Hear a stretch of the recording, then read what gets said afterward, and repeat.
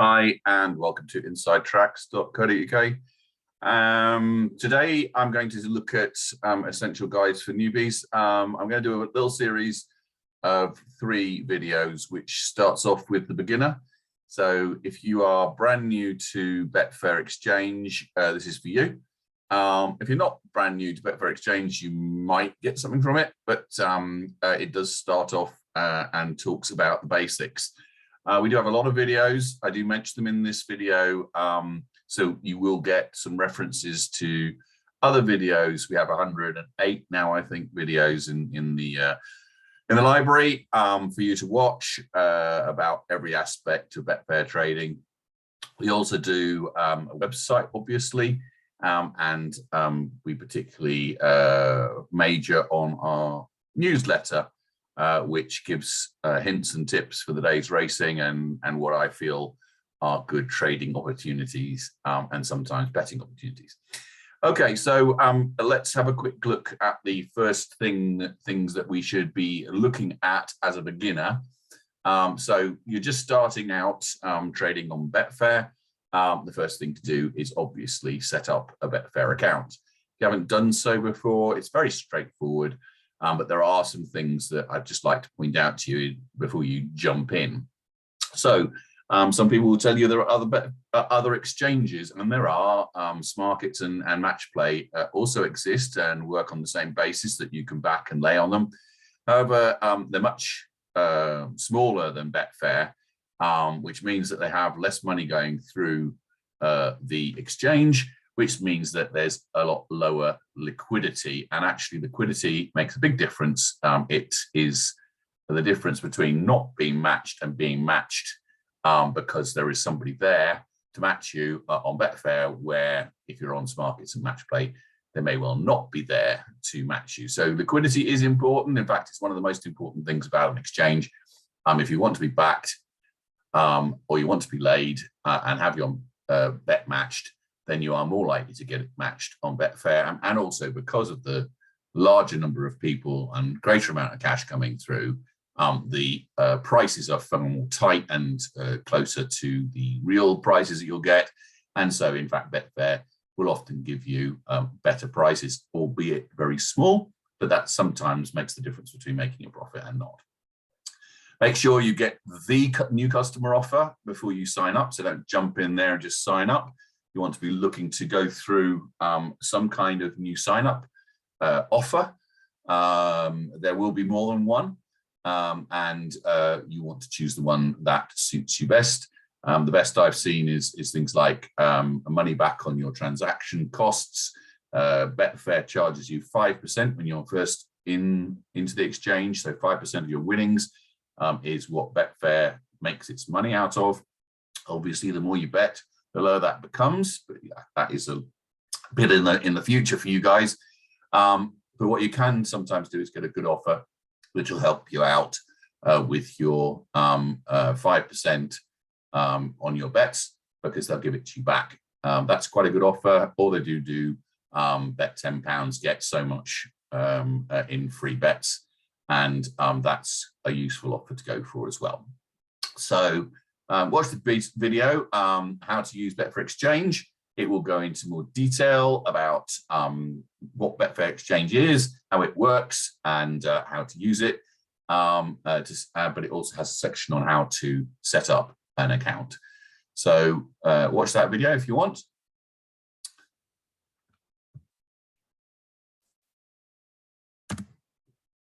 So next, think about getting free bets from other sports books like Bet365. This sounds like something that you may or may not want to do, but you will need to have some kind of deposit in your account to trade. I reckon about £300. It can be slightly less. It depends on exactly what you're trying to do with your Betfair account, which is what we'll come to in a minute. But if we say you need £300 in your account, one of the great things about Betfair is it enables you to lay off a bet, which means that you can turn free bets into actual cash in your bank account. So watch the video I did on cash in on bookies free bets. And basically it shows you how to take a £1 or the equivalent of £1 of free bets. So if you get £10 worth of free bets, you could change that into £8 of cash. And that's hundreds of pounds on offer. You only need to do the top 5 of the offers to get about £200. Bet365 was doing 100. They match up to £100, your first £100 with them, with £100 free bets. That's just one sports book that you can get nearly £80 out of if you do it right. So again, watch the video, which I've just mentioned, which is changing a cash in on bookies free bets. And also watch the video, what's the right size trading bank for you? And again, that will go into, do you need £300? Do you need more? Do you need less? Depends on exactly what you're trying to do. Next is don't jump in on trading software. Everybody goes, oh, you're not using trading software, you can't be a very good trader. Well, to be frank with you, if you do use trading software when you're first into this thing, you're probably not doing yourself any favors whatsoever. Trading software is great, and it will help you in the future. But when you're starting out, it can confuse. And also, it's very easy to make mistakes with trading software, and those mistakes can be very, very costly. So basically, my advice to you when you're starting out trading Betfair is use the standard screen. It's perfectly fine. It's not the quickest way to execute bets. Yes, trading software is quicker, is sometimes more effective, but the standard Betfair screen doesn't cause confusion. It's the best for seeing the overview and will help you not make too many mistakes. It is as I said, not the quickest, but at this point, it's more important that you don't rush things and get them wrong, that you take your time and get them right. And also, if you wait until you've had some time to get used to things, you will make the most of the software once you have that extra experience. Now, most important when starting out trading on Betfair, and it probably should have come up as number 1, is decide what you want from your trading. Is it just a bit of fun for you?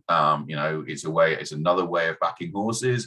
You can get better prices. You can do more things than just betting on the horse. You can lay horses. You can, as I say, trade horses. So it's more fun than just simply betting. And it can be quite a bit of fun just doing it. You might just want to have a bit of fun and get a bit better prices and maybe have a better chance of winning some money. You might want to make some money, but you're not relying on it. So it's a bit of pocket money, £10 a week or 20 quid a week, go down the pub and get a few free pints. That might be your attitude towards the trading you want to do. And again, that's perfectly reasonable. And if you are going to do that, then you will have a different view of trading than perhaps others will. You want to make enough money to supplement your income. So you say, okay, I'd like to have an extra £100 a month so I can save it and then go on a very nice holiday at the end of the year. That might be your goal, at which point, again, you will do a different thing with your trading attitude to trading. If you want to make a living from it, then you are setting off on quite a long journey. Not very many people make livings from trading Betfair. It's not easy. It really isn't. It sounds easy, and everybody who tells you about trading Betfair will tell you that there's risk-free cash on offer and all the rest of it. And even I've written done a couple of videos talking about risk or low risk bets, and there are low risk bets, but if you want to make a living from it, that then puts some pressure on you because you have to then deliver a certain amount every month, which means that you will take more risk, which means that you have more chance of having downs as well as ups. So it is a very different kettle of fish making a living out of it than it is just getting a little bit of extra money and having that as a bit of a luxury. So the main thing to say about trading at all is you only get out what you put in. So if you want to just do it, then you're not putting in very much effort. But if you put more in, and then you will get more out. And you must be able to survive the downs as well as the ups. So you will have down times, and you will have some months where you don't make any money, or you actually lose money, and that is not unusual. And you'll then have months where you make a reasonable amount of money. So you must be able to survive those times. And again, that's why making a living from it is not so easy, because having money one month and not having money the next is not an easy way to live. So, depending on what you want from Betfair, what you want from your trading, what is your goal, then what will your routine look like? Just turn up when you have time. Okay, that's perfectly reasonable. Again, it will mean that it will decide on the sort of strategy that you'll be able to execute. It will decide how much money you think you will get out of it, because you're not putting very much in. It will mean it will have a lot of consequences if you say, I just want to turn up, I just want to switch on Betfair. I got a couple of hours on Saturday afternoon, and I want to make 10 quid. Fine, no problem. If you say, I want to make a living out of it, but I just want to turn up on Saturday afternoon for 2 hours, obviously no chance. Spendine, if you want to then to not just turn up, but you want to actually, your routine is going to be that you're going to, do some research of your own. Maybe you want to buy the Racing Post and study it. I don't know. But what's your routine going to be? What are you going to do for yourself to pick or confirm or take yourself forward? So are you going to do your own research? Or another perfectly reasonable way to do it is let others do the work. Research all the sources of information, look at all the tipsters and how they do, etc. Look at their profit record, and then you can follow them and let them do the work. Let them pour over the form. Let them tell you who they fancy. And again, that's a perfectly reasonable way to do it. But you are allowing others to make choices for you, and that information, those tipsters, and particularly some sorts of information is that it's available to everybody. So is it an edge? Are you getting an edge from that? If you follow Timeform's 5-star rating, are you getting an edge over other people who are trading? Not really, because that information is readily available to everybody. And so anybody who wants to be doing the same strategy could. So you've got to ask yourself, where is your edge coming from? Why are you more likely to win or trade better or trade more smartly than other people? And you have to have that edge, because otherwise you'll just you will be then just following the crowd. I have to say, if that is your attitude, it's not a problem. You just have to recognize that that's what you're doing, and you're in with the rest. And if you know you haven't got an edge, then maybe you'll watch my video. Want an edge to exchange trading? You may well say, actually, I'll read charts better than other people. Now that information is readily available. It's published. But you may decide that you are going to get to know charts and understand them and understand what to do with different charts. And that is an edge. So, but again, you've got to put the work in. You've got to understand the charts. You've got to read up about them. You've got to watch videos. You've got to get yourself informed. But if that's what you want to do, then that's fine. You may even want to look at every single tipster out there and boil it all down to what in each race has got the most tips from the most tipsters, and that might be what you want to do. A lot of people wouldn't do that, so that might be your edge. But really, an edge is about something that you have that others don't. And watch the video and then decide for yourself, what's your edge going to be? So you've done your homework, you've decided what you want to do, you've decided that you do want to trade Betfair, you've decided why you're trading it. But the first thing to do then when you're starting out is you start out with a low risk strategy. So there are lots of strategies for trading Betfair. Too many to list here, but I've listed 4 which are relatively low risk. Okay, so we'll start with scalping. Scalping is really very straightforward. It says I'm going to back a horse at a higher price.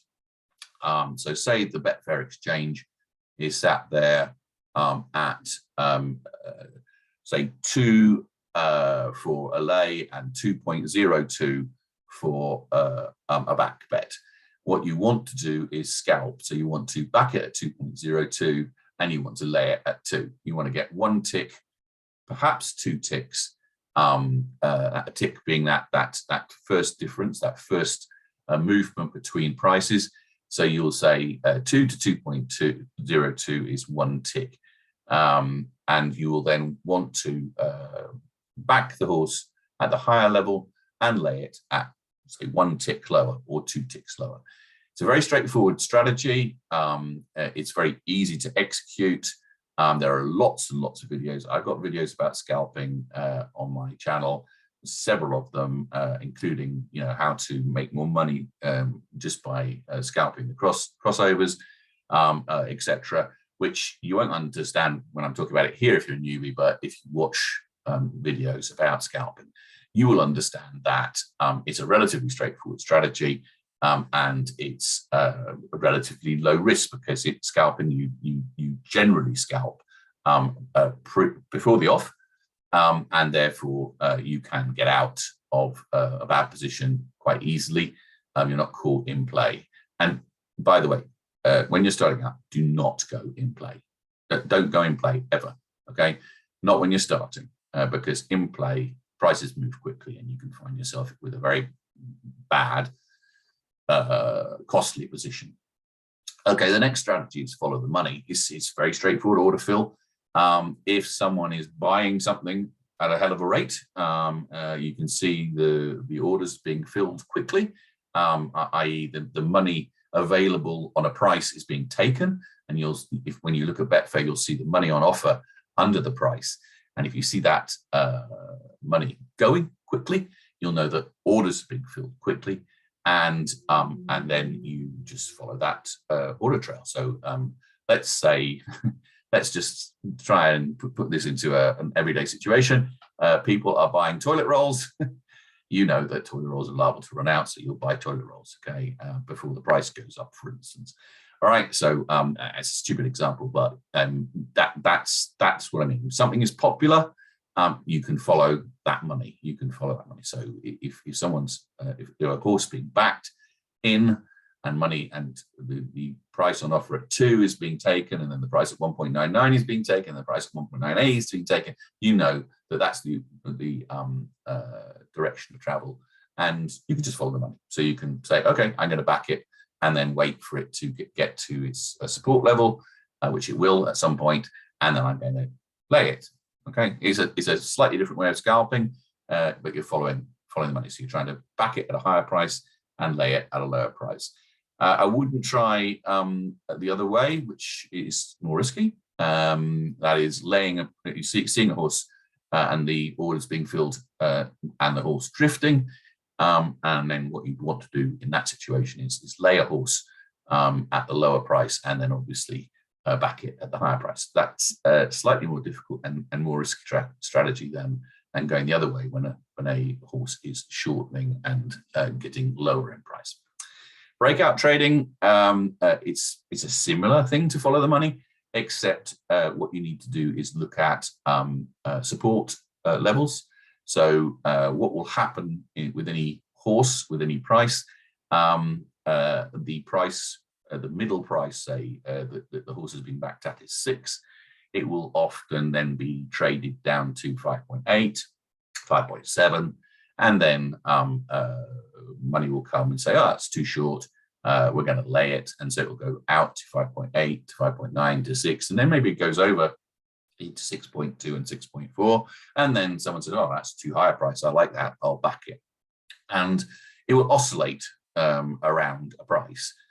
And when that price, they call it a price corridor with two support levels. In this case, the support levels are 5.7 and 6.4. When the price goes down below 5.7, say it then goes to 5.6 and 5.5, that's called a breakout from the trading corridor. And that's the time to say, okay, this then generally, when it breaks out, it will go down to another support level, whether that's 5.3 or 5.2, but it'll generally go down and find another support level, and then it will start to bounce back. And so what you do is you basically trade it down until it starts to bounce back, and then you get out of your position and you make your money from going from 5.7 to say 5.2, wherever it goes. So that's breakout trading.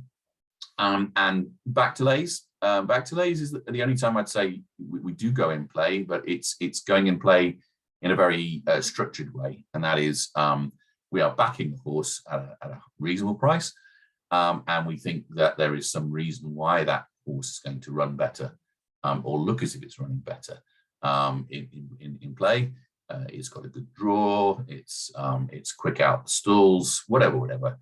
There are reasons why that horse is going to have a bit of an advantage and maybe get out in the lead and look as if it's doing well in running. And then what we do is we lay it in running and we look for a profit.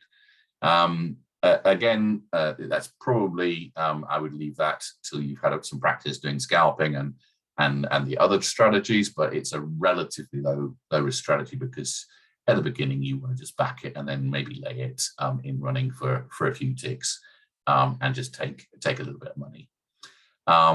Okay, so back to lays are a bit more risky, but I is one of the things that I like doing.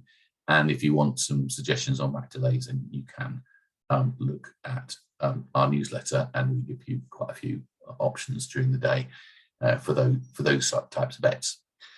So I start off with the first three. When you get more confident, move into back to lays. But the main thing when you are starting out is to practice, and do it with as small stakes as you possibly can. Find out what works for you.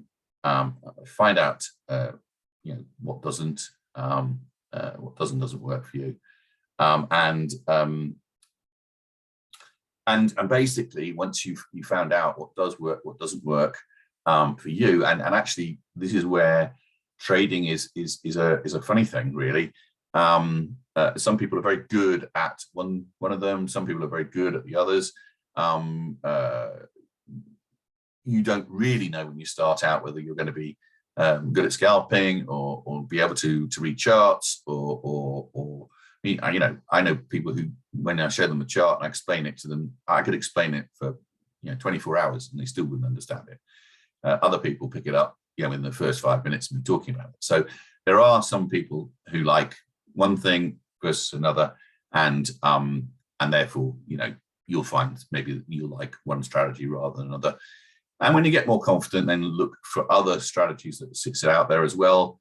But I would say start with the first three of those, maybe move on to back to lays in a sort of small way. Practice with small stakes. Record your what you do. Record what you do. Always record what you do. Be very disciplined in what you do. Find out what works, find out what doesn't before you start to move to the next level. That's it really for the start. I hope that's been useful to anybody who's new to Betfair trading.